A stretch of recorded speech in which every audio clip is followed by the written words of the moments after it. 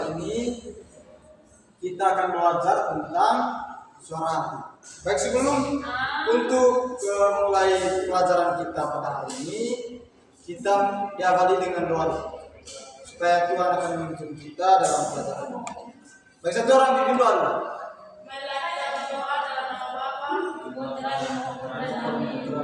Amin.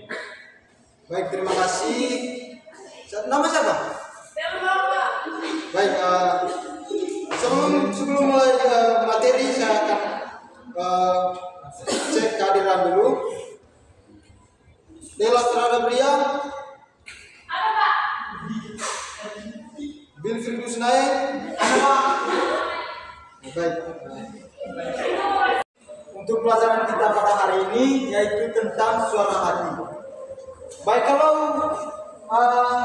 menurut anak-anak itu suara hati itu apa? Dia itu apa?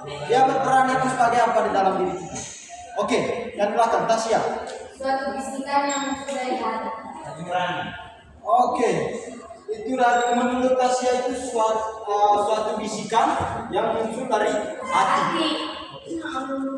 Ada yang lain? Oh, ini. Suatu bisikan yang datang dari hati sendiri. Oke, terima kasih. Tepuk tangan untuk mereka kedua. Baik, suara hati itu dia berperan itu sangat penting di dalam diri manusia. Itu dia berperan itu dia bisa mengontrol kita. Misalkan dalam mengambil suatu keputusan itu. Ketika kita melihat sesuatu atau kita melakukan kejahatan itu. Misalkan ada satu orang ini yang mau mencuri, pasti di dalam dirinya itu ada dua pilihan. Itu muncul dalam dirinya sendiri. Oke, beri tepuk tangan kepada mereka. Baik, omong tentang suara hati, itu dia itu muncul di dalam diri kita itu secara spontan. Itu sekarang kita tidak sadar. Ada yang tidak sadar suara hati yang muncul di dalam diri ini. Suara hati itu muncul ketika kita mau ambil suatu keputusan. Dia akan muncul di situ. Salah satunya itu ketika kita mau ambil sesuatu. Ambil sesuatu itu, entah itu kita sudah mengetahui bahwa ini perbuatan ini baik atau tidaknya itu dia akan muncul di situ. Misalkan kita mau mengambil barang begitu, barang yang orang punya, kita datang mau mengambil, pasti di dalam diri kita itu secara spontan itu dia akan ada dua pilihan gitu. Dia akan muncul, ada yang mengatakan begini, kamu ambil saja, anggap saja itu kau punya. Itu kan menuju kita untuk masuk dalam satu hal yang tidak baik, hal yang jahat. Kita akan masuk di situ. Kita akan masuk di jurang yang dalam satu kesalahan yang kita ambil. Dan satu pilihan itu dia pasti akan muncul di dalam diri kita itu. Dia mengatakan jangan, itu bukan kamu, itu orang punya. Jadi itulah peran dari suara hati. Suara hati itu dia itu muncul secara tiba-tiba ketika kita mau ambil satu keputusan. Jadi di dalam diri kita itu sudah ada suara hati. Itu ada pengertiannya itu bahwa suara hati itu adalah suara bisikan dari Allah. Bisikan dari Allah itu untuk supaya kita manusia ini kita bisa mengambil suatu keputusan itu dengan baik. Terkadang orang satu dalam dosa itu karena dia tidak terlalu mencerna apa yang dikeluarkan dari suara hati itu. Misalkan itu tadi dia mengambil orang punya atau dia mencuri. Itu dia salah. Dia tidak mencerna dengan baik apakah yang saya buat ini baik atau tidak. Itu kita perlu mencerna dengan baik atau kita memikirkan dengan baik. Yang kita buat ini apakah dia menuju hal yang baik atau kita jatuh dalam dosa. Jadi suara hati itu dia sudah ada dan dia itu keluar itu secara spontan di dalam diri manusia. Baik, dari penjelasan tadi saya mau memberi satu pertanyaan kepada anak-anak semua. Baik, menurut kalian apakah suara hati itu akan hilang atau tidak? Tidak. Angkat tangan. Tidak, Pak. Tidak, Pak. Angkat tangan, harus tunggu saya tunjuk baru konsul. Baik, yang pakai baju biru. Oh, Dela toh? Dela anak pintar sekali. Jawab. Tidak, karena apa? Kita menjawab itu harus ada dia punya alasan. Kenapa saya mengatakan tidak?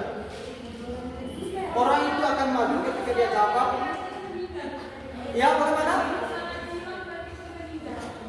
Oke, dari Dela yang mengatakan bahwa ketika suara hati tidak ada, kita akan meninggal. Baik, dari saudari Tasya dulu. Baru setelah itu baru saudara. Menurut saya, Pak, suara hati belum bisa hilang. Kalau suara hati hilang, maka seseorang tidak dapat melakukan sesuatu.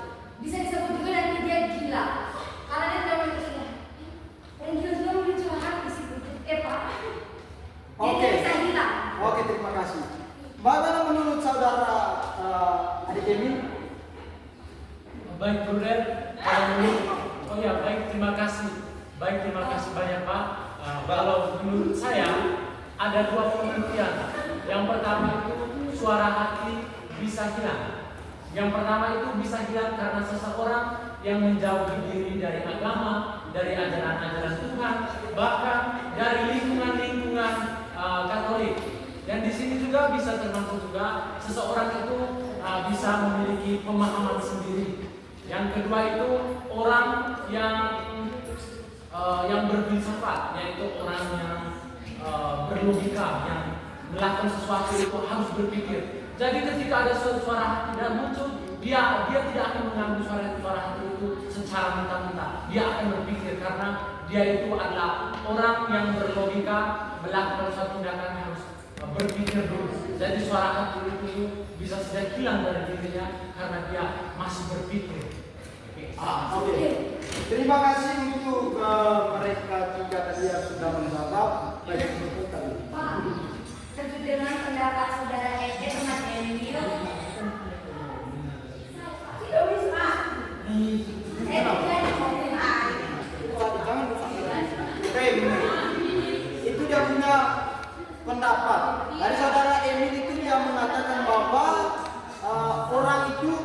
suara hati itu akan hilang di dalam diri seseorang ketika orang sudah mulai belajar tentang filsafat, ketika dia sudah meninggalkan agama. Tetapi suara hati itu dia tidak tergantung dari dia punya dia mau belajar tentang apa saja atau dia beragama apa saja. Tetapi suara hati itu adalah yang muncul secara spontan itu di dalam diri kita. Mau dia pendidikannya itu sebagai filsafat atau dia teolog itu, tetapi suara hati itu dia tetap ada. Karena apa? Karena ketika kita berpikir, pasti ada sesuatu suara yang ada di dalam diri kita. Kita sudah mengetahui. Misalkan apa saja yang kita perbuat itu kita sudah tahu, tetapi suara hati itu dia tetap ada. Dia itu sudah ada, memang dia tetap ada di dalam diri kita. Karena dia itu muncul ketika kita mengambil satu keputusan itu, dia akan muncul di situ untuk berbuat baik dan berbuat tidak baik. Tetapi kalau soal untuk berpikir atau dia belajar atau bagaimanapun, tetapi suara hati itu dia tidak akan hilang dan dia tidak pernah kita tidak bisa mengatakan bahwa saya tidak ada suara hati. Orang itu pasti semuanya itu ada suara hati. Suara hati itu tidak bisa dinilai oleh orang lain.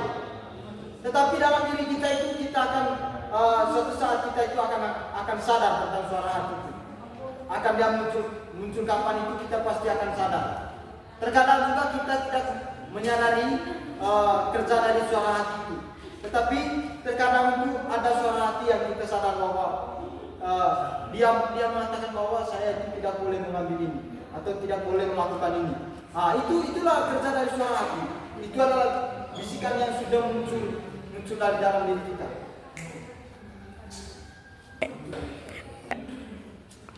Baik anak-anak, untuk pertemuan kita pada pagi hari ini cukup sampai di sini.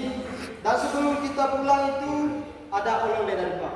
Jadi oleh-olehnya itu kalian pulang dan kalian masuk di perpustakaan sekolah, karena di situ sudah ada buku yang mengajarkan di dalamnya itu tentang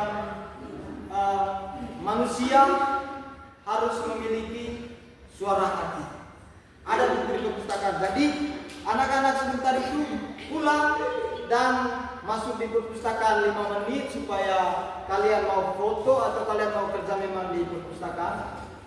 Kalian itu mencari, ada di dalamnya itu pertemuan dari berbagai ilmuwan, dan itu mereka masing-masing memiliki pendapat tentang suara hati. Jadi anak-anak itu perlu masing-masing itu ada dua pendapat dari ilmuwan siapa atau dari santo siapa yang mengatakan suara hati itu, atau bagaimana penjelasan dari dia itu tentang suara hati. Jadi kalian pulang dan kalian harus kerjakan tugas itu dan dikumpulkan untuk minggu depan. Jadi untuk hari ini cukup sampai di sini.